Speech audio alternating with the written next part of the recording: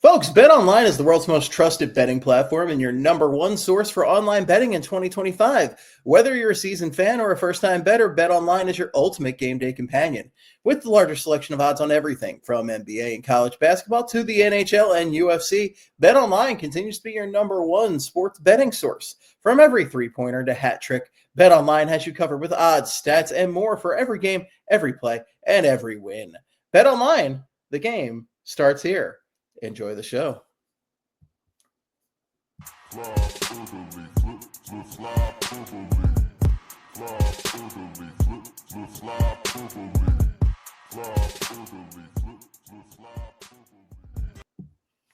Folks, we are back. A little Friday evening potting for you. I was going to do a beer, but I was just like wiped out at the end of the day. I actually took a little pregame nap and I got some green tea. I'm ready to rock and roll. Quigley slammed a Celsius right before recording.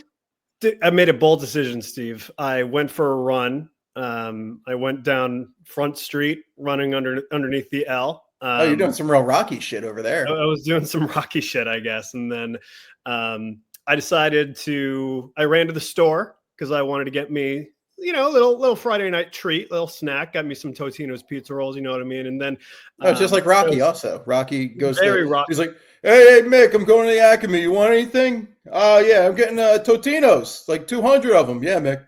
Raw egg and Totino's. Yeah. Totino, it's an Italian name, it's perfect. So yeah.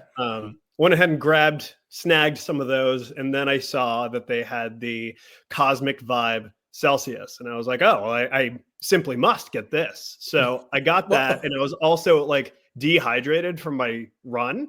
So I just like chugged it. And so now I'm like, kind of like, after I did that, I felt like I was kind of going to throw up a little bit, but then I started feeling like I wanted to run more. And now I feel like I just want to bounce off all the walls. So Cosmic Vibe has turned you into Cosmo Kramer. I wish I had the hair. Ready to talk about the Flyers. I don't even have the hair anymore, mate. I chopped mine all off. Mine's my Super Bowl hair is gone. I'm back to regular old Steve right here. Steve, I really think you need to let it out. I really think you need to just let it. Is so uncomfortable when I let it out, like because it just grows up and out, and it's just like the worst. Like it gets so greasy and hard to maintain. Like I'd really have to like maintain it, and I'd have to start getting like haircuts specifically for keeping it long. Right? Yeah. No, I could do it, but I get lazy. I'm a lazy man, That's why I'm wearing the hat right now. It's easier. Hair is difficult. And we both have short hair. And I try and get a haircut once every 3 or 4 weeks. And even that, I'm just like, Jesus Christ, man. Like, I got to get a haircut now.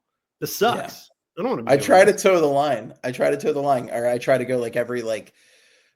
go every 2 months or something like that.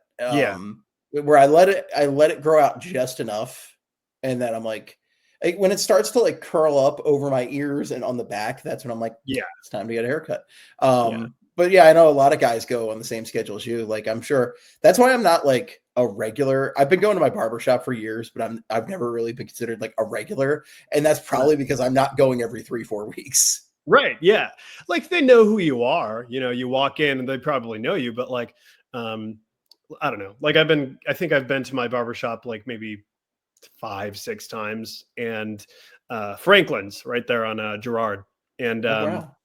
It's great. Like every time I go in there, like, I don't think they know my name, but like I know their names, and like they recognize me pretty well. So yeah, as long as I keep going at that pace over time, I'll probably get to a point where like they're like, oh, here's Ryan for his haircut. So, there you go. Well, hair's the big topic today. The biggest story this week. There's nothing bigger that's been happening. The Yankees, the New York Yankees, notorious facial hair dislikers over there, are finally going to allow their players to sport some beards, some well-trimmed beards. Keep it nice, keep it office style, I guess. But yeah, finally the Yankees are going to allow some facial hair. Mattingly can finally get those sideburns that he's always wanted. And I just have one question. This is monumental, but when's Lou Lamoriello going to allow his friggin' hockey players to have some beards. I have been such a hater of the Yankees and the Islanders for honestly, I mean, well, there's a lot of reasons to hate the Islanders, and you could also say the Yankees too, but like, I actually don't have huge beef with the Yankees. But I do have a huge beef with that stupid fucking rule that has no purpose at all. And now the Islanders do the same thing, and it's just like good on the Yankees for finally getting rid of this dumb rule that like you don't need to be professional. Your job is to catch balls and hit balls. That's your job. There's nothing professional about that. So just let people express themselves however they want to express themselves. The Islanders, they need to follow the Yankees' lead here because it's so fucking dumb. I've never understood why this rule exists. Lou Lamoriello is a walking skeleton. He's I mean, I can't stand him. I'm just He's the worst. He's he just looks like a miserable man. Is he nice? He probably is. But you know what? One of my friends who covers the Islanders for, the hockey news, he has a great relationship with Lou. And, I couldn't do it. Just because of this rule. Well, it's stupid, especially because it's hockey. It's hockey. I mean, the playoff beard alone is reason to have facial hair. Like, come on, it's one of the best traditions in sports. I was going to say. It's just ridiculous. So come on, it's time to end this nonsense, Lou Lamoriello. You are just the worst. Please, for the love of God, end this nonsense. And look, playoff beards, and I think of that playoff atmosphere, right? And we got a little playoff atmosphere this week, and I joked that the Yankees thing was the biggest story of this week, and it's not. Hockey actually is the biggest sports story this week by a mile. It has been hockey's week to shine, and they had a massive, massive night, and it's because of something we were skeptical about, the Four Nations face-off. Yes. Yeah. The Four Nations face-off, when we were headed into this break, I remember, I know I was not enthusiastic about it. A lot of people I talked to, I remember I talked with Bill Matz about it over on PHLY, and he was saying, I like this a hell of a lot more than the All-Star game. But, I think Kelly felt similar to me also, or it's I'm not super hyped for it, but I'm going to enjoy the quality of the play. But, and this is mostly just because of the rivalry between the U.S. and Canada. And a quick disclaimer before we fully get into this, there will be some political talk. I am not going to go nuts. I know I have a bit of a reputation sometimes in the podcast circles because I'm willing to talk about the political stuff more than I think a lot of people in the hockey blogosphere here. So just a disclaimer, within this conversation about the Four Nations face-off, there will be some political talk. I'm going to do my best to rein myself in because I have some very strong takes. If you've seen my Blue Sky account, I do. But I'm going to try my best here. Okay. If you're not interested in that, you want to skip ahead, I totally understand. There's plenty of Flyers talk to come, maybe a little Eagles parade talk at the end if you're into some freaky Philly stuff. But that wasn't too freaky for me, but we'll get into that. But just a disclaimer, there will be some political talk coming up because you can't avoid it with this Four Nations face-off. But U.S.-Canadian rivalry, for numerous reasons we'll get into, was super heightened. But they ended up having two just amazing games against each other.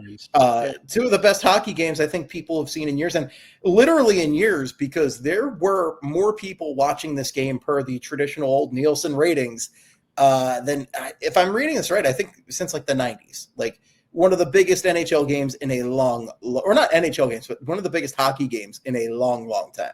So, Steve, I have some numbers here for you. Wow. And this is per Greg Wyshynski of ESPN. Noted Devils fan, Greg Wyshynski. Noted Newark, New Jersey hockey team fan.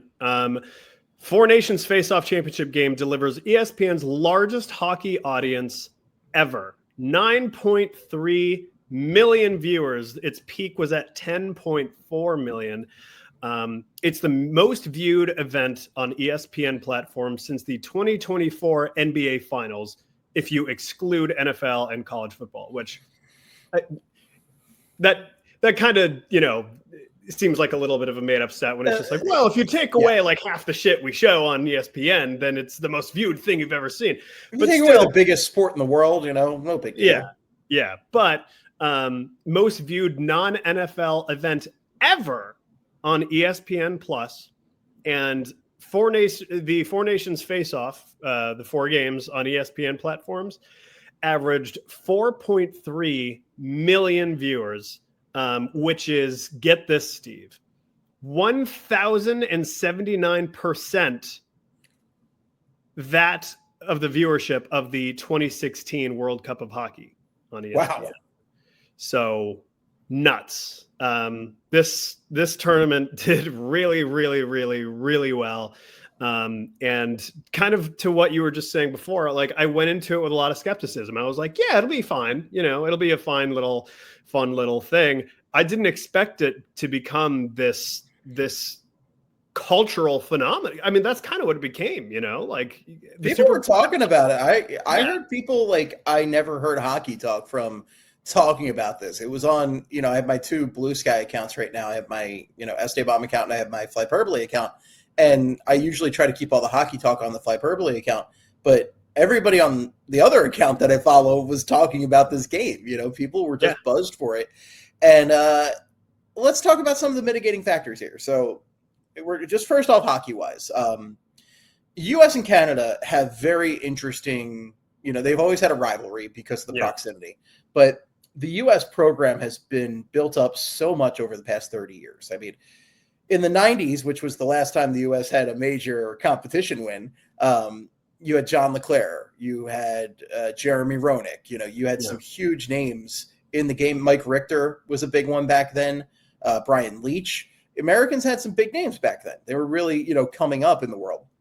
And then over the years, we've had some great ones. I mean, Crosby's golden goal is what sticks out. That U.S. team was stacked that year. That was a great, great final. That's as good as it gets for, I think, a hockey final. That's why the golden goal is called the golden goal, because it was like such a good game before Crosby scored that. And it was a gutting goal. Like, it still hurts to think about, to be honest, because I was into that series. I wanted the U.S. to win that bad. And it was a bummer they didn't, but incredible hockey we saw there. Mm-hmm. And, one of the big things also is hockey coming back to ESPN and TNT. I think that's been a positive for the sport. I think it's gotten it more attention than when it was on NBC Sports and it was like the only game they had. Being on a network that has other stuff. And also, the fact is, like, we all complain about ESPN Plus, and for good reason, but they do feature hockey quite heavily on there. And having those games available is a big thing for hockey. So that's another factor. ABC, ESPN, TNT, like, it's getting more eyeballs on it. And also the studio show for TNT has been tremendous for the sport. Yeah.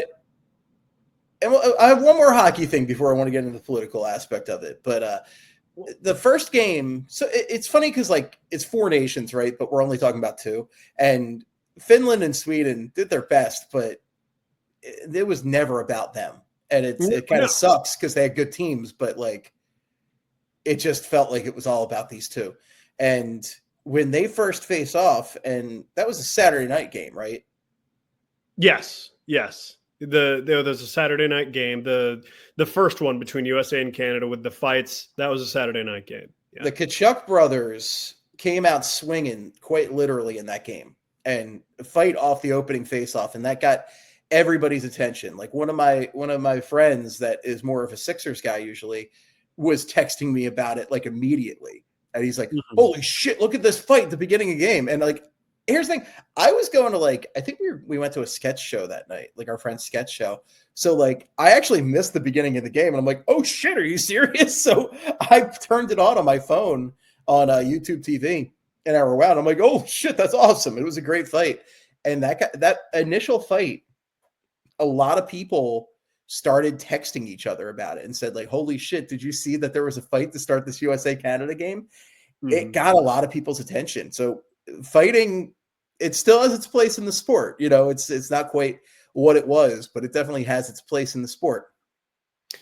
This is a call for the Olympic Committee to allow fighting in the Olympics because it's awesome and it brings people, it gets eyeballs. You know, It totally did. that's what made this championship game so compelling for so many people is, you know, they saw these fights to start off the first USA Canada game and they're like, holy shit, this is crazy.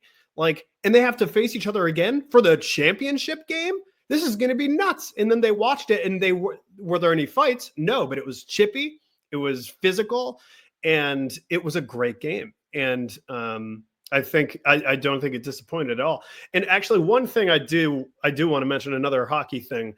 You know, you mentioned the golden goal, the game-winning goal by Connor McDavid to win it for Canada. In a lot of ways, reminded me of the golden goal. Of course, it was an overtime game winner, but I think what kind of like was uncanny to me was how, of course, like USA Canada overtime game for the championship.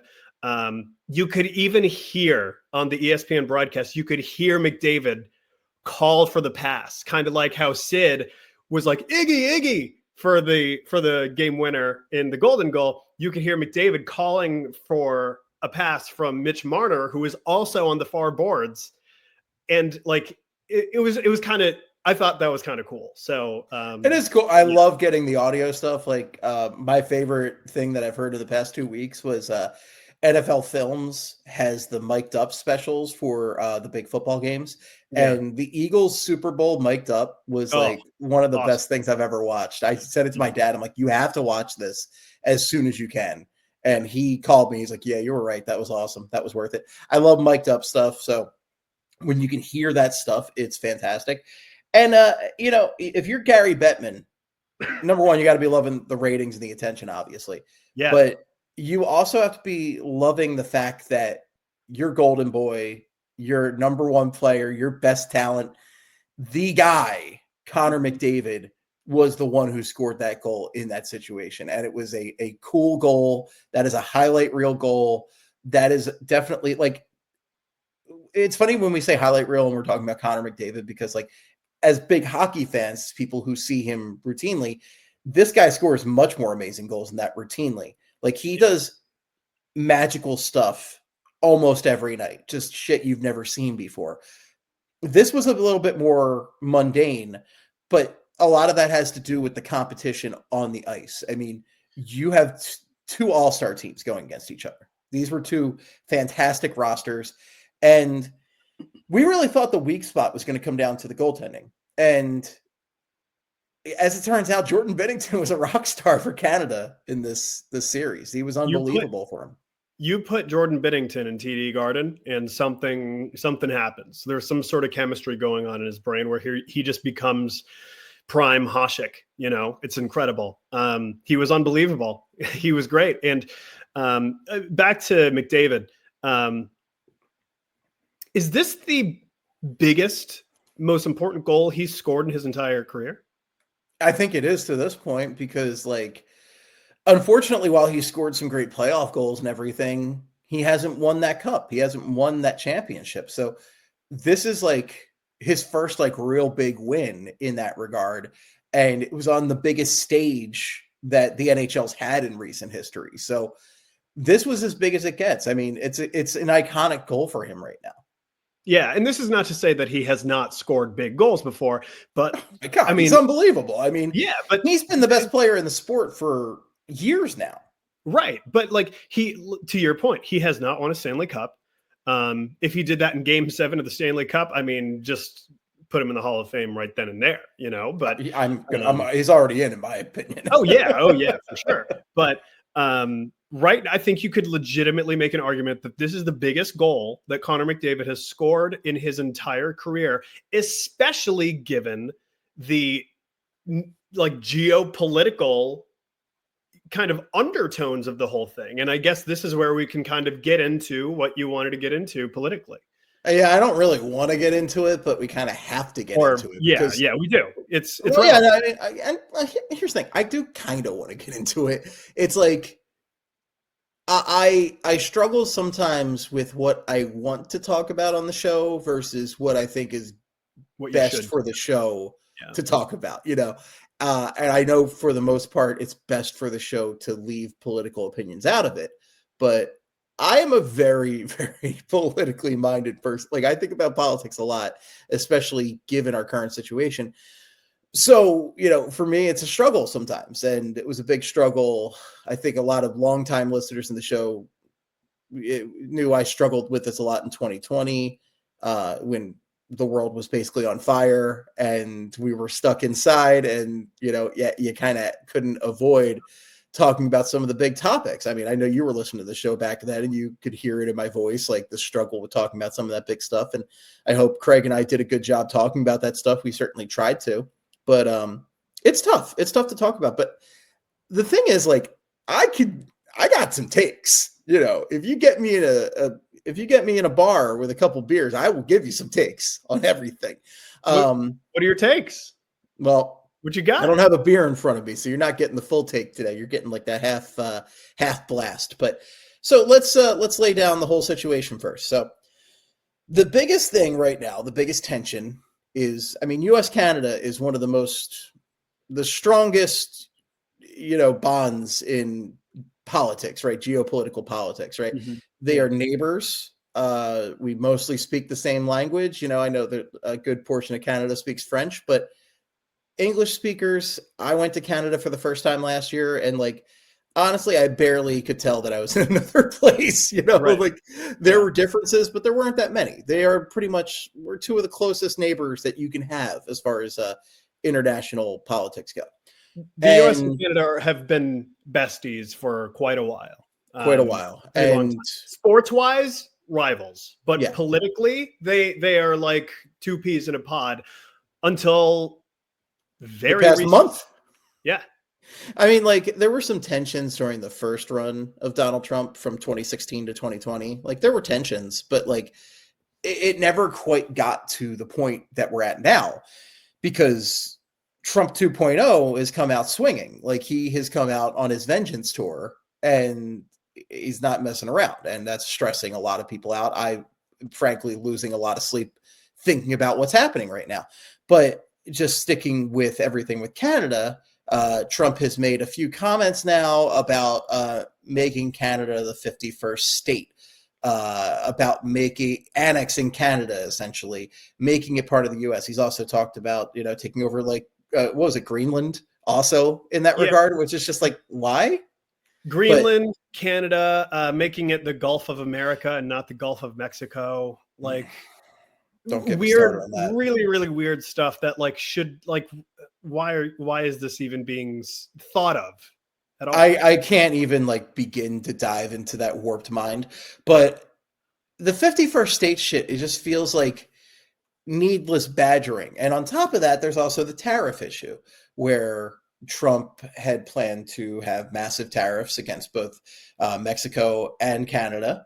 And there was pushback, and then they came to agreements to hold off on them, but not for an especially long amount of time, but for a little bit, give a little bit of breathing room. And all of this leads to a great amount of tension between the two countries. And I can imagine most of our neighbors to the north are not enjoying talk of people just dominating them and taking them over and joining another country. Canadians have great pride in their country, and they should. Canada's a great place. I mean, they have a great flag. Gotta love that maple leaf. They have an elite anthem. Yes, Canada is one of the goats over there. It's fantastic. Blows us away, in my opinion. Canada is good shit right there. So they have a great amount of pride, and they should. Canada's awesome, and we love Canada. We're very pro-Canada on this show.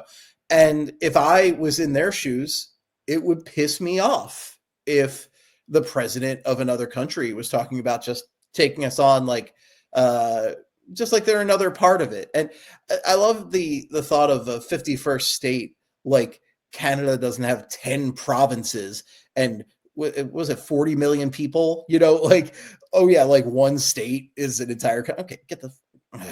This is where I can really go off. It's ridiculous. It's ridiculous talk. So the thing is, because of all this, the tensions were higher, and there's a lot of Canadian pride going on with this. And to add to this, after the first game, I forget why this even came up, but Bill Guerin, who's the GM of the U.S. team, came out and said and the Minnesota Wild. And the Minnesota Wild. Yeah. The Minnesota Wild. But in this respect, we're thinking mainly of his connection to the USA team. Yeah. And came out and said that, that he'd be honored if the president would come watch the US-Canada championship game. And that the guys were fired up over the 51st state comments and everything. They were using that as motivation to play harder against Canada, which is bonkers to me. And to publicly make those statements, I thought was a little messed up, because you have to be just completely disconnected from this world to think that Trump is not a divisive president. This is a man who, again, he was in office, was voted out of office, although you might have some, I guess, depending on where your beliefs lie and what websites you're reading, you might think that was a falsified election, but I would also say you're nuts. But, and then was somehow voted back in after all that. But ultimately, you look at the numbers and you say, oh, well, it was an overwhelming, well, there's still it's a 51% of the country kind of thing, right? This is still somebody that half the country does not care for. So it's a divisive thing to think about. And the 51st state comments are as controversial as it gets. And it's the kind of thing that you can kind of make the argument that oh yeah, he's just needling them, he's just joking. But between the tariffs and that rubbed people the wrong way. And I think for very good reason. Yes. Yeah. I mean, those are, when you're the leader of one of the world's superpowers and you make a comment like that, you cannot say things like that. I mean, that's an absolute abuse of power. And I just don't understand. I don't understand a lot of what he says. No, there's no understanding it. Listen, it's just tangents. There are so many issues in the country, right, in the United States right now, that need, affirmative action. They need attention right now, this very second. And when the focus is on what we call the Gulf of Mexico and making Canada the 51st state, what are we doing? What are our priorities here? And so we've got 18-year-olds destroying the entire infrastructure of the government right now. So that's where we're at. It's nuts. The whole thing's nuts. And yeah, I'll say this: South African billionaire just doing whatever he wants. It's great. So I don't know if you saw. Told you guys, I have opinions. I don't know if you saw last night, but after the game, Justin Trudeau, the Prime Minister of Canada, tweeted on X. He says, quote, "You can't take our country and you can't take our game." From the top rope, Justin Trudeau. Trudeau's putting those comments out there, and that's I think compared to a lot of the Trump stuff, it seems mild, but it still is a statement, and he was definitely prepared to make that. And this was a close game. I mean, this game went to overtime. America had a lot of chances to win it. And the other interesting thing is, I think the players, the Canadian players were pretty quiet for the most part about this. And, I think that was the right move. A lot of the American guys were, willing to come out and really support Trump in this and lay it out there, which is surprising because that's not typically what hockey players do. They don't typically really make their thoughts known. In the past, we've seen Tony D'Angelo has been very vocal about this kind of stuff. And for the most part, you hear some stuff here and there. I think we've heard Binnington for the Canadian side has got some conservative viewpoints and stuff like that. But and the guy who's really come under fire, and he wasn't on the team or anything, but Wayne Gretzky has appeared at Mar-a-Lago and worn MAGA hats and stuff like that. And he's a noted Canadian. He's maybe the most famous Canadian of all time. I was looking at some of the comments sections in both Instagram and The Athletic, and there were some strong words from Canadians about Gretzky over all this. So it's just there's a lot of interesting factors, but I know like the Kachuk boys in particular were kind of pretty vocal about like the pro-Trump stuff with this and everything. It's fascinating because I don't feel like they would have maybe embraced this quite to the degree they did in the previous Trump run, but like I think people feel very empowered this time to go forth and have those opinions that would be once considered controversial in the matter. So yeah, I mean, like I think a lot of the Canadian guys though felt like some extra like, hey, back the fuck off. You know, Right. this is our country. Back the fuck off. This is a big win for them. This is a big opportunity to show them like, no, we're here. We are the number one hockey country. And also just like, all right, cool your jets a little bit. All right. Like Yeah. the fact that Trump did call the American team and wish them luck and everything. And that was a big factor in this too. You know, like you could tell like this meant a lot to the Canadian team. Like Both teams. both teams, it meant a lot. They played hard in it for sure. But the Canadian team, like seeing them celebrate, like this was very cathartic for them. This was a big, big win for them and the entire nation. Yeah, I was going to say it was about more than just hockey at that point. It was them. It was them sending a message. You know, like maybe in the moment they didn't realize, like, oh, I need to score this goal so we can stick it to the United States and Donald Trump. I don't know if it was calculated like that, but I do think that there was that underlying, kind of pressure. Like we got to win this. Like our country, like I think they kind of need us to win this game. You know what I mean? And so. And that obviously that's kind of a silly belief, like a hockey team isn't going to save a country, obviously. But, Right. there was much more of a meaning to this game than a trophy. This was a political showcase. Really, it was. And I as someone who went into this game, kind of objective because, obviously like in years past, like obviously I was very, USA, let's go. Specifically back in the Women's World Cup game, the shootout, Lamoureux twins, they win it for the shootout for the US. That was one of the more patriotic nights of my entire life. Since then, I haven't been quite as patriotic, and it doesn't really have anything to do with my stance politically. I think it's just more, I don't know, just like appreciating hockey more, So going into this game, I wanted to see a good game. I got it. And a lot of people, when there was like, when Canada scores that game-winning goal, there was, I don't think there was a ton of, I don't think a lot of people on the US side felt as deflated as perhaps they would have maybe, a little while back, because we've been talking a lot of shit. Not us, but, the people. Well, the Kachuk boys were talking shit. The Kachuk boys were out there shit. like Saturday night man, pretty much declaring victory. Big man in charge, been talking some shit. And you know what they say? Talk shit, you get hit. And you fuck around and you find out. That's right. And so the US found out last night. And I mean, like sometimes you got to be put in your place. Yeah, I agree. You've seen stuff that we never thought we'd quite see in this tournament, because in the Canadian games, when the US national anthem was played, it got booed by the Canadian fans, and it got booed big time. Here's another thing. Last night in we were recording this on Friday.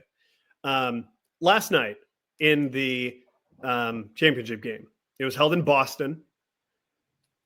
Not terribly far from the Canadian border. A couple things about this. They brought out the singer for the Canadian national anthem. I heard boos during that.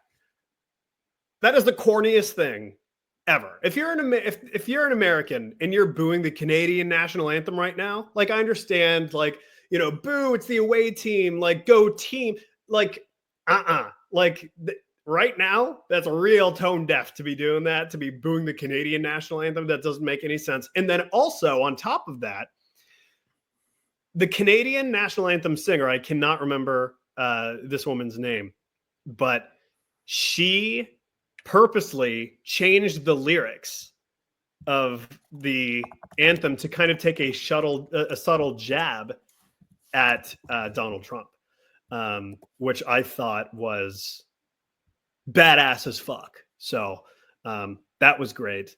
Chantel Kreviazuk, I think was her name. Okay. Yeah. I just looked it up. But just I thought wild stuff, man. Like I just never thought we'd be seeing any of this. Like I never thought U.S.-Canadian relations would get to this point.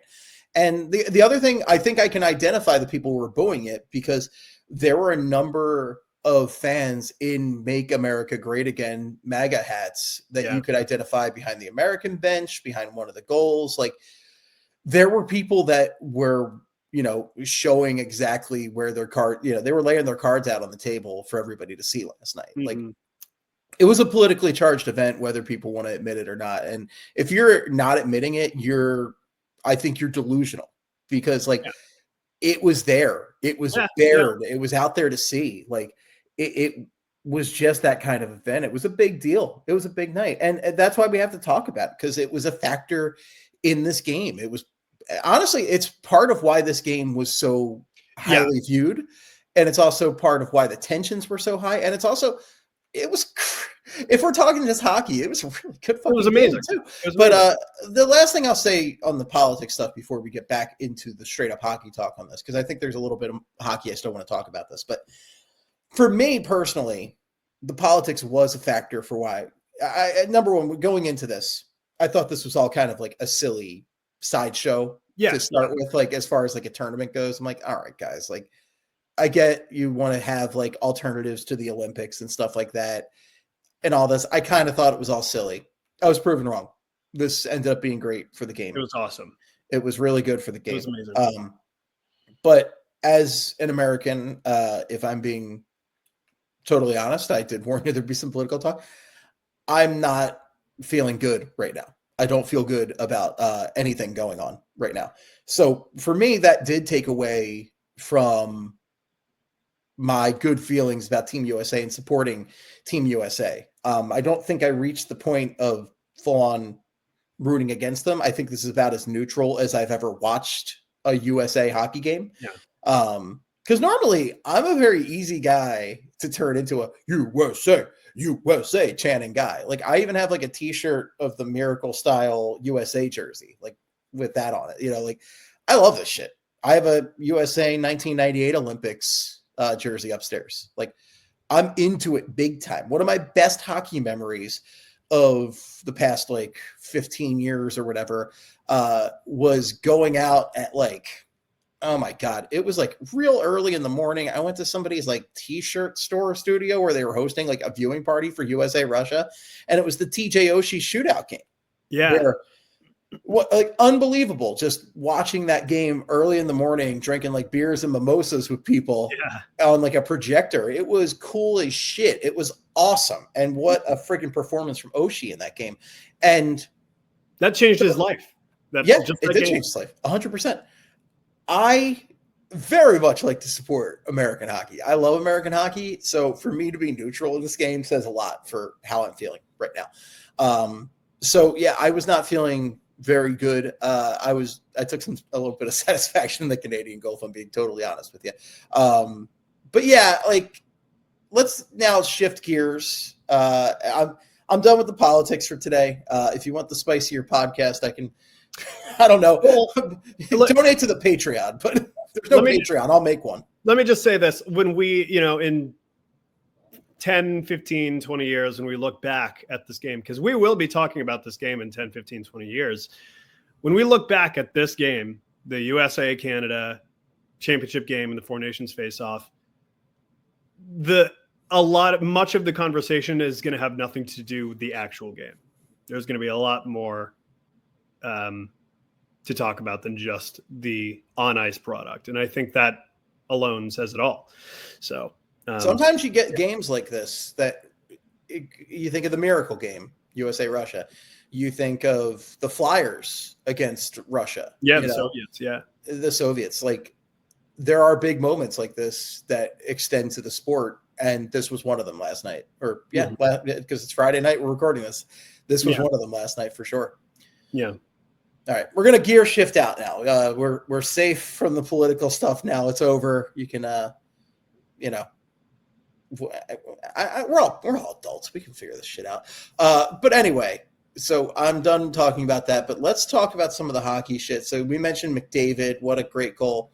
Great moment of the night too was the Johnny Hockey chant that the Boston crowd started up over several times. Cool. Yeah, it was a really cool moment. Johnny Gaudreau, as we all know, tragically passed last year, and him and his brother. Can't forget his brother. I know we forget him too much. And Johnny probably would have been on Team USA. Like what an amazing talent, and he's one of the best American hockey players to come out in recent history. And it was really cool. I hope his family appreciated the chants from the crowd. What a tug at your heartstrings moment that was. It is a bummer. I know Guy Gaudreau, Johnny's father. I know that he was very much involved, throughout the tournament. He was on the ice, helping with some coaching and stuff like that, which he has done many times. I know he's been on the ice for the Flyers for sure. So certainly I am a little bit bummed for Guy Gaudreau. It would have been cool to see him kind of, be part of, that Four Nations championship. But I do. Those several times I heard the Johnny Hockey chants, and that was really, really, really cool, I thought. Well, if Johnny was part of that team and they lost, he probably would still be riding his Eagles high, though, because Johnny and his brother, were huge Eagles fans. That picture of them wearing their Eagles jerseys next to each other is so cool. That's that was one of the things I thought about, like, when the Eagles were on their run, was the fact that, like, Johnny was such a big Eagles fan, and he would have been super into this. And, so, hey, he would have been bummed about Team USA, but wherever he is, he's got to still be thrilled about the Eagles. But a special moment there, so great job from the crowd on that. And then from a Flyers point of view, Travis Konecny, who we actually thought this was going to be the opposite. We thought Konecny would be getting a decent amount of play, and Sanheim would be more of the scratch. But due to injuries, Sanheim ended up being in the lineup pretty regularly, and he impressed. Sanheim had a really good series, and Konecny, you know what? He didn't get to play, but man, our guy brought the vibes. He sure did. So we have to talk about the end of the championship game, because that's probably my favorite moment of the entire tournament right there. I'm not gonna lie. They're giving everybody the medals, right? Konecny comes down in his street clothes because he was a healthy scratch, so he comes down to get his medal. How does he get to the medal? Well, I mean, he can't be on the ice in his shoes. I mean, he can, but why? I wouldn't recommend it. Why do that when you can simply jump onto Brad Marchand's back and he gives you a little piggyback ride, skates you across the ice to get your medal? Travis Konecny gets his little medal, and then he waddles behind. He eagerly waddles behind Brad Marchand like he's a small little baby duckling, and it was just like. It looks like our two favorite little shit stirrers in the NHL, Brad Marchand and Travis Konecny, are besties. And there it is. It was awesome. I'm sharing it with the screen for you audio only. Look how much fun they're both having. It's so cool. This is from the Flyers Instagram. Marchand sticking his unfortunately iconic tongue out. I was going to say, yeah, it's unfortunately iconic, but TK is just having the time of his life.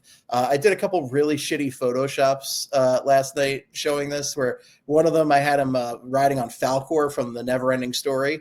And then the other one I had Marchand as Samwise and TK as Frodo from Lord of the Rings, where Samwise carries Frodo to Mount Doom. And that was basically their relationship, where he carried him to the finish line. Cool moment watching TK ride. And it's not like Marchand's a big guy. No. No.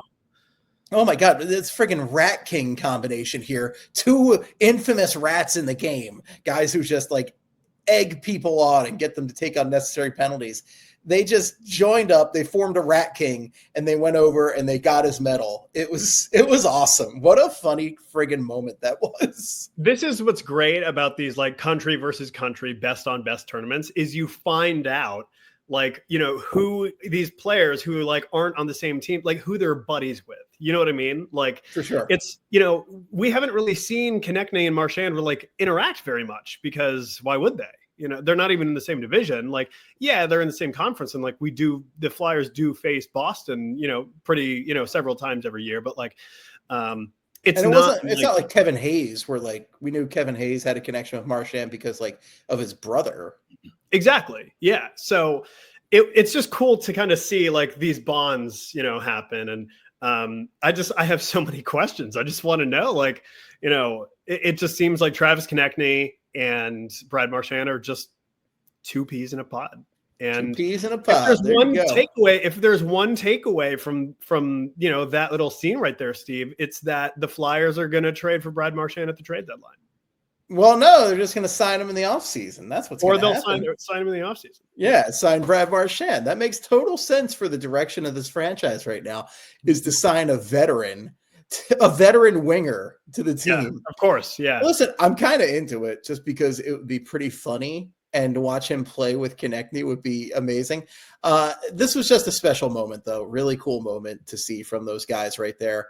I really enjoyed that. And man, that was just like, it was just a lot of fun. Sanheim he was beaming. Sanheim was having a great time. Yeah. And Sanheim might have a leg up now for when the NHL returns to the Olympics next year. And he might actually, you know, he got to show the guys making the decisions for Canada what he can give them as part of the team. And he was rock solid for him.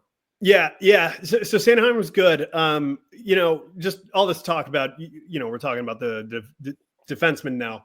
We can't talk about defensemen in the Four Nations tournament without talking about Jacob Slavin. Jacob Slavin is unbelievable. He is just, I mean, he's one of those guys who, you know, you look at his stats, and if you don't like watch hockey too much, you look at his stats and you're just like, oh, dude, he's like not that great. Like stats wise, he only has like, you know, on a good year, he'll have like maybe 20, 25 points or something like that. Like what's so special about him? When you watch Jacob Slavin play, you understand just how good he is, like truly is. There's a reason why he has this kind of reputation as one of the best defensive defensemen in the NHL. He's an eraser. He shuts down everything. He's constantly in the way, making everyone on the offense's life awful. And that's your whole job as a defenseman, is to just ruin all of their chances. And that's what he does. He's always in the position, he's always in position to stifle those chances. We saw last night in the championship game, I think he himself just totally shut down like 5 or 6 Canadian like scoring chances. Like he's outstanding. And you know what? I actually want to bring up another player who I think is also like this. Before you bring up that other player, I just wanted to say you can tell how good Slavin was by how little in overtime. Like Canada should have lost that game. I actually have to give big ups to Binnington. Binnington was great. We thought he was going to be the weak link. He made outstanding saves all night. But the fact that Canada was not getting penetration in the offensive zone, they were being held to the fringes. They were boxing friggin' Connor McDavid, Nathan McKinnon, Sidney Crosby. Canada was so deep, Nathan McKinnon didn't have a letter on his jersey. Nathan McKinnon might win MVP this year. He might win the Hart. It was a deep team, and they were not getting great offensive chances. It was not until that McDavid shot that he buried that they got a shot. USA was getting all the chances. So Slavin and his crew were just crushing it. So he's next level. If Carolina wins a cup in the next few years, he's going to be why. Oh, he's certainly one of the reasons. Absolutely. You know who else? And this guy I don't even know if he was in the tournament, but another defenseman that kind of reminds me of that. You know, you look at the stats and you're like, hey, he's all right. But you watch him play. Jonas Brodin on the Minnesota Wild. When I covered the Wild for a couple of years, you know, a few years back, he was one of my favorite players on the Wild to watch because He is so good away from the puck and shut it. He can skate with anybody, anyone in the entire NHL and stick with them.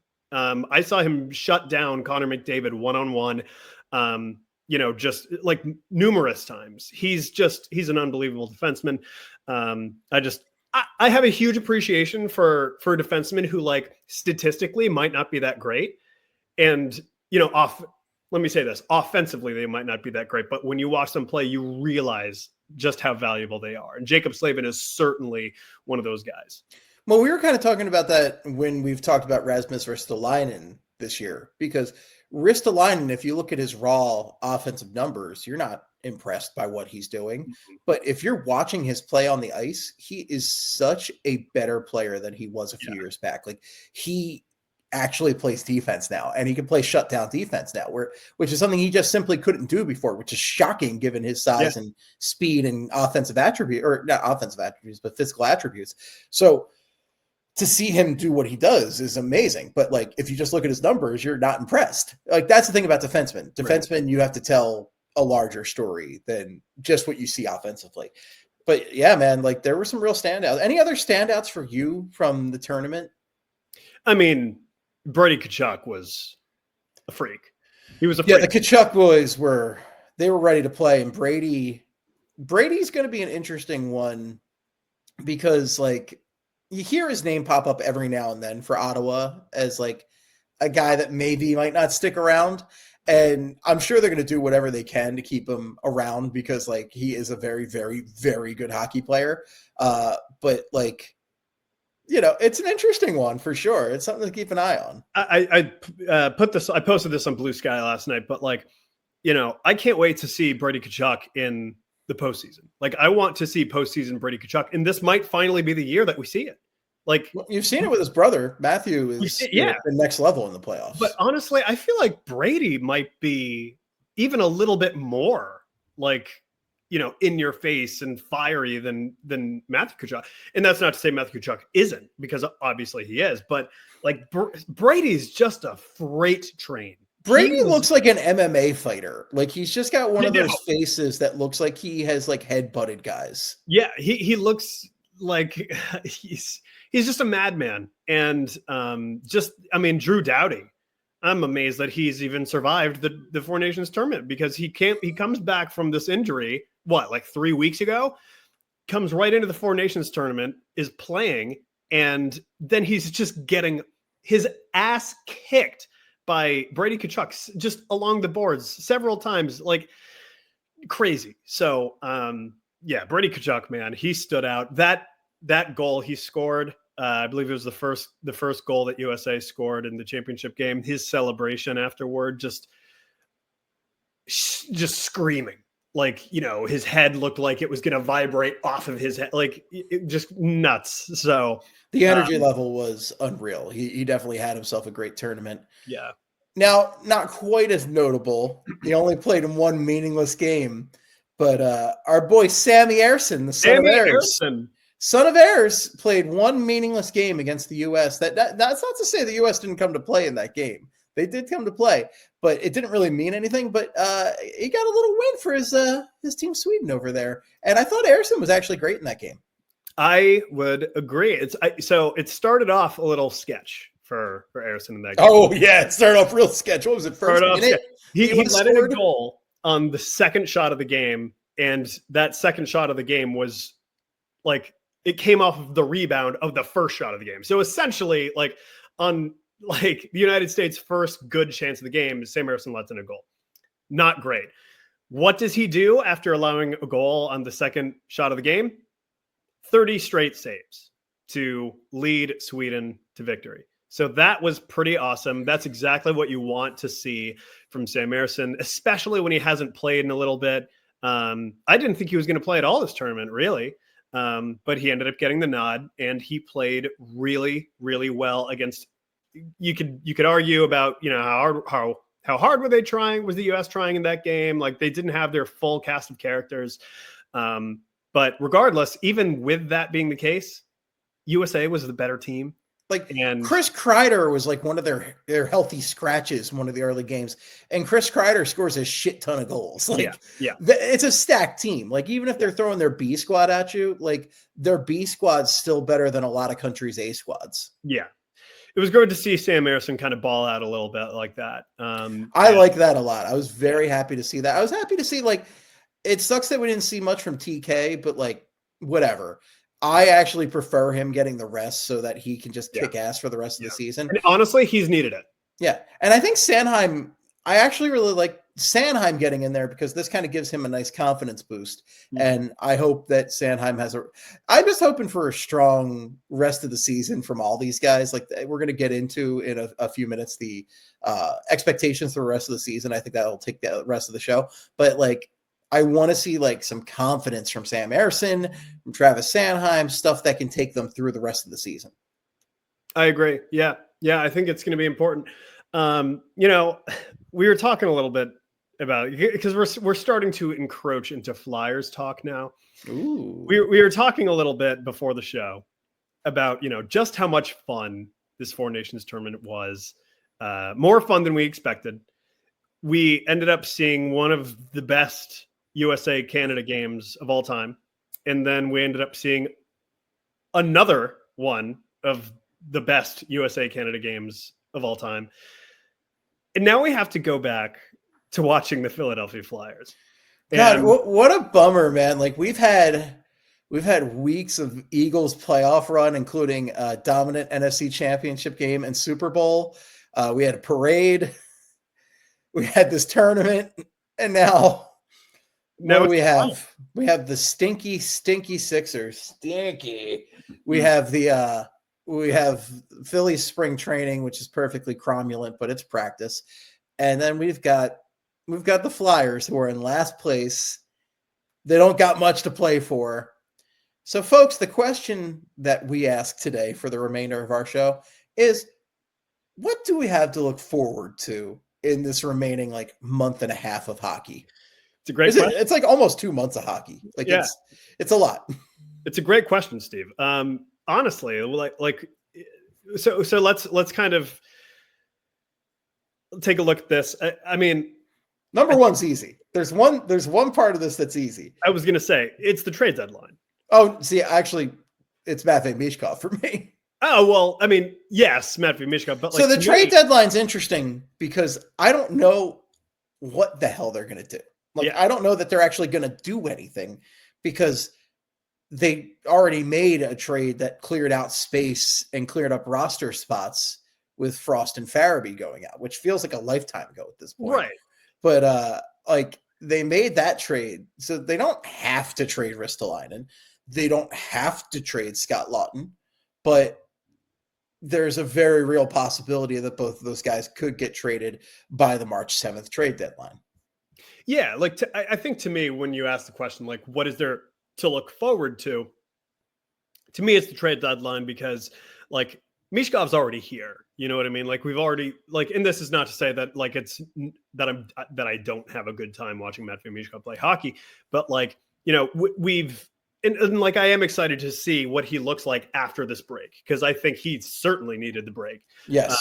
But that's what I'm excited for. I don't think much more needs to be said beyond that. I just want to see the continued development of Michkov, see where his game goes with the rest. And also with the fact that he's played some NHL hockey now, he got some rest. What can he do to kind of evolve and grow? And what can he do for the remainder of the season? He's got, at this point, our boy Mish has 36 points in 55 games played. Can he get up to 50 points? That would be fantastic. He has 16 goals. Can he get to 25 goals? That would be killer. So, like, there's little milestones. I just want to see him play some kick-ass hockey, though. That's my easy number one. Yeah. The trade deadline's up there, though. It's interesting. And so let me ask you, Quigs. I think next week we should have some more rumors that we can talk about, some more concrete stuff. Yeah. And frankly, there could be a trade made by them for all we know. There could have been GMs just waiting until the tournament was over to pull the trigger on deals. Yeah. But it's 2 weeks, as I like to say from Total Recall, one of my favorite movies, until the trade deadline at this point. And it feels like it's taken forever to get to this point. But Yeah. of the two guys who are both on trade bait boards, at least on TSNs right now, Rasmus Ristolainen and Scott Laughton, who is more likely to get moved by the trade deadline? Ristolainen.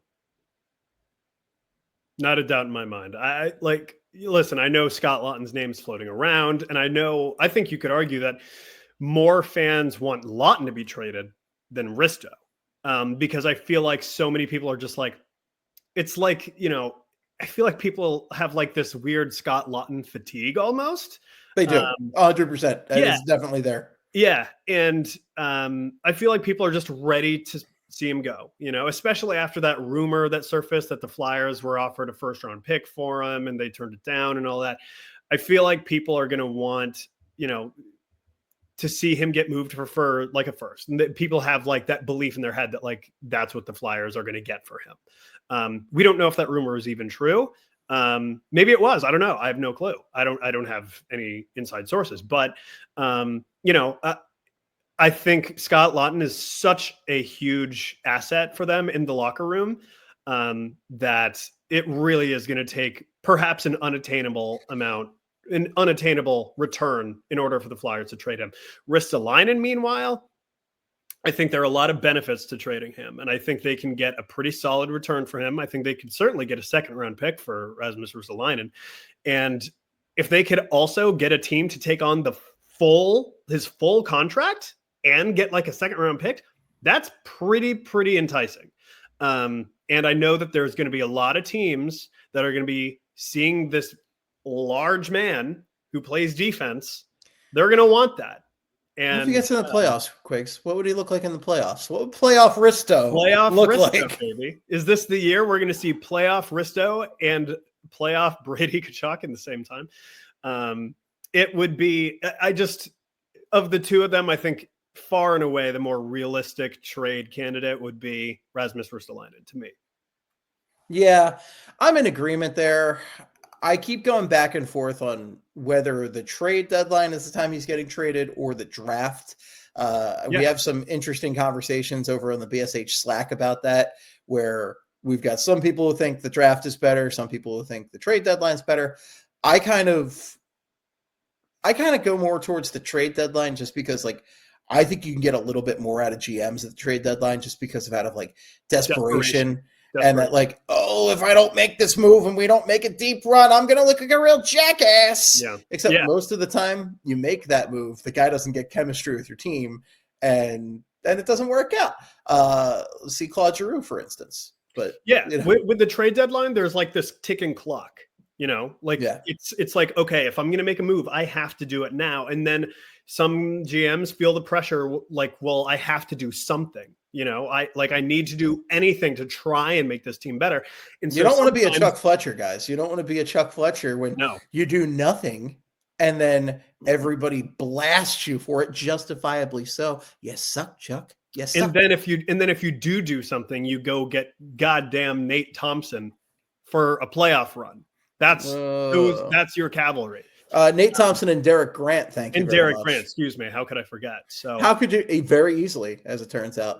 Yeah. Nate Thompson, Derek Grant, Adam Oates, just the all-stars of bad trade deadline pickups right there. I'll say this, though. The Derek Grant pat on the head of Nick Suzuki was awesome. That was great. That was fun, yeah. That's the only thing I remember about Derek Grant being a Flyer. But you know what? That was an awesome thing. So to his credit, Derek Grant, good for you. Good for you. Yeah. So yeah, I don't know. Who knows? The trade. This is why I love the trade deadline, because GMs feel the pressure. They feel the pressure under more scrutiny. And what do? Act more stupidly, Steve. Act more stupidly. Do you know what that's a reference to? I think I do, but tell me. I probably shouldn't even be referencing this person, considering how truly awful a person they are. But back before he went absolutely batshit insane, Kanye West, back in the back in the graduation days, he was semi-normal back then. Oh, I mean, like, yeah, that was a different person. Yes, he was a different person. Very different. Literally, person. Yeah. Yeah, for sure. But yeah, that's a That's a funny one to bring up there, but also horrifying. But yeah, man, like I agree with you. I think the trade deadline does make people a little nutty sometimes. But yeah, I think next week we're gonna revisit this and just kind of try to clock down all the rumors right now and see what's out there. But those are the two big candidates right now. I mentioned Mishkov. I mentioned Ersson. I want Ersson to finish strong because you're going to need him next year regardless because the young guys, the Zvragin, Bjarnason, those guys ain't ready yet. Who knows what the hell's going on with Alexei Kolosov. So you're going to need Sam Ersson in some form next year. So I'd like him to finish strong. I think my other big guy that I'm really watching for the rest of the season is Tyson Forrester. Tyson Forrester had a slow start, but then he came on strong for a couple of months and leveled out a little bit. But he's already 8 points away from his career high at 33 points in 77 games played last season. He's got 25 points in 56 games played this season, 15 goals, 10 assists. Needs only 5 goals to beat last year's total. So some definite progress from Tyson Forrester. He has been a great defensive presence for this team. And he's somebody I really want to see finish strong because especially with that Frost and Farabee trade, like I think there's a great spot for him to be a consistent top 6 forward for this team for the next few years. I agree. Yeah. I think I would love to see him get to like a 25 goal mark. I think that would be really cool for his age. I actually just thought of one that I want to kind of add on to this. Yeah. To me, Noah Cates. And the reason I say Noah Cates is because you might remember about a month ago, he had that run where he was basically for like 11 games, he was averaging like a point per game. Like he was just playing lights out, both offensively, defensively. He was great. He's now in the Flyers' last 10 games been held without a point for 10 straight games. So I would like to see him finish the season strong as well, because we've seen what he can do when he's on his game, right? Like we saw it his like rookie year. He was very good throughout the season. Last year was a little bit rough. This year he's kind of turned on his offensive game and it's dried up a little bit, but I would like to see him finish the season strong and kind of cement himself as, a long-term fixture in the middle of the ice for the Flyers. I think that would be, good for him. So I don't know. That's another guy I'm just kind of keeping an eye on. Yeah, Noah Cates is a weird one because, like, I have loved his play at times this year. I think he's been an exceptional player for this team at times this year. But then you also remember that Noah Cates is already like 26 years old. So he's a guy I wonder a lot about how long-term is he a fixture for this team? I really like him right now, but he is a guy you wonder about a little bit more than some of the other guys. But yeah, I agree. I want to see what he does. And you know what? Let's complete the line because the other part of that success has been Bobby Brink. Yep. Bobby Brink is a real in-betweener player for this team. He shows flashes of offensive creativity that nobody else really outside of Mishkov shows sometimes. But he also is god-awful defensively. So what's his long-term fit for this team? So the nice thing with him is he is actually already matched last season's points total, 23 points. So he had it in 57 games last year. This year he's had 54 games. So he's got 7 goals and 16 assists this year. But, like, how are we feeling about the Brinkster right now? Because, like, I like him a lot, but, like, I have some reservations about him being a part of the next, like, good Flyers team, the next Flyers playoff team. I think he could be a part of the next good Flyers team. I really do believe that. He's still young. We can't forget that. Like, yes, that's a big thing to remember. He has a lot of room to develop still, and he's not a complete player yet. And listen, we've talked about this before. Not every player is going to be 100% perfect away from the puck. That's just not how. I mean, Patrick Kane, one of the best players of the last 20 years, yeah. He's horrific defensively. He's abysmal defensively, but no one cares because his offense is so good. Is Bobby Brink as good as Patrick Kane offensively? No, he's not. Not at all. But there is no question to me that I think he has the offensive creativity to be a very useful player and to be a fixture in the middle six. So I think he could be a middle six winger. Maybe more realistically on the third line, maybe on the second line one day. But I do think he has potential to be an offensive weapon, certainly on the power play. And I just think, I just don't want the Flyers, like, to me, we talk about players who the Flyers gave up on too early. And we look at Patrick Sharp and how, the Flyers, they just gave up on him. He goes to Chicago and he absolutely crushes it from that point on. I'm not saying that Bobby Brink is Patrick Sharp, but I do believe that, like, if the Flyers were to, give up on him, this soon, he would have the potential to be a player like that, to go somewhere else and flourish. And so I think the Flyers need to see this through with Bobby Brink. I think they need to let him continue developing, let him continue to make mistakes.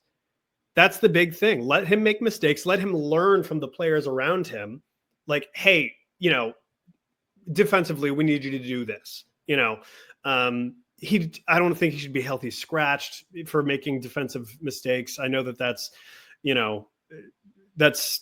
John Tortorella's favorite card to play, but I think Bobby Brink really, really, really has a chance to be an important player for this team. Maybe not a cornerstone piece, but an important player on the next good Flyers team. He's got a chance. I want him to be, but I don't know. I have a little bit of unease when I think about that. I guess I didn't have these guys on the list, and I don't want to go tremendously longer because I'm pretty wiped, but I also would like to see a lot out of Cam York and Jamie Drysdale for the remainder of the season. Yeah. Drysdale's had an interesting reinvention since he was scratched for a couple of weeks. Like, Drysdale's come back, like, he's been strong for the most part. He has not looked he looked really bad in those first couple months, or the first month or so. So Drysdale has had some good play. I'd like to see him continue that with good habits. York's kind of had a pretty middling season for our expectations for him. So that's a guy I really want to see have a very strong finish. I want to see him play very, very good for the rest of the season because I like Cam York and I want to believe in Cam York and I want him to finish very strong. Yeah, no, I agree. I think those are both good additions. Certainly Jamie Drysdale, because, it seems like the Flyers are very much committed to him, at least for, the next couple of years. And it does seem like he's had a little bit of, he has kind of reinvented himself a little bit, which is good. I would like to see more. I would like to see a little bit more activity from him. Sometimes we see it and it's awesome. And he looks really, really good. And he's exciting when he does that. I would like to see more of that. Cam York, I do feel like there has been a lot to be desired from him. And honestly, listen, I'm not going to throw his name into the mix because I don't think we're at that point yet. But you look ahead the next couple of years, if he doesn't kind of get himself back on track, could he be a guy who might get traded at some point? So I just think that could be an interesting storyline. We have there's a lot of storylines with the Flyers in their current state right now in that regard. Like, there's going to be tinkering to come. Like that Frost and Farabee deal, I feel like that's just the tip of the iceberg as far as the changes they're going to make and the hard decisions they're going to have to make. Like, fan favorites are going to get traded. Your favorite player, if he's not Matvei Michkov or Travis Konechny, he might be out of here at some point in the next couple of years. So it's a real hold on to your butt situation. I'm excited to see what happens, but also slightly terrified. Yeah, and that's how it should be. The Flyers are not in a position to be, to just not change anything. The changes are coming. They have to. The old Bob Dylan saying, the changes. The times they are changing. The times they are changing. That's right. The times are changing, Steve. And so for the Flyers, I think that's a good thing. Yes, I agree. Change is good and necessary for your Philadelphia Flyers. And look, the end goal, right, is a parade down Broad Street. That's all we want for your Philadelphia Flyers. Just like the parade we saw last week. Feels like a lifetime ago. It just happened last week. But Quigs, I know we both had different parade experiences. I had a much more easygoing one than I had a few years back, where I had like a dozen people sleep in my South Philly row home, and then we went over nice and early and made breakfast for everybody and headed over to Broad Street and hung out and drank beers. This time I just loaded up a backpack at like 10 a.m. with a few brewskis and just kind of hung out with Emily, and it was pretty chill, but a great parade. I apparently missed Saquon Barkley like 10 feet away from me. Oh, Good job. Yeah, brutal. oh. And, yeah, but you know what? Good time. Gotta love that a parade happened. Was this your first parade? It actually is not. I drove Oh, up for the first parade, good so I man. was Good not going man. to miss that. I ditched work and just came up to Philly. This is my second parade, but at the first parade, I was not at the art museum.